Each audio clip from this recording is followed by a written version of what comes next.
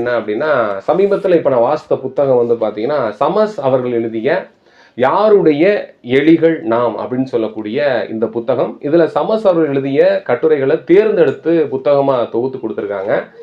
சமஸ் அவர்கள் எனக்கு எப்போ அறிமுகம் அப்படின்னு பார்த்தீங்கன்னா, தி இந்து தமிழ் நாளிதழ் வந்த பொழுது நடுப்பக்க கட்டுரை ஆசிரியராக இருந்தவர் சமஸ்.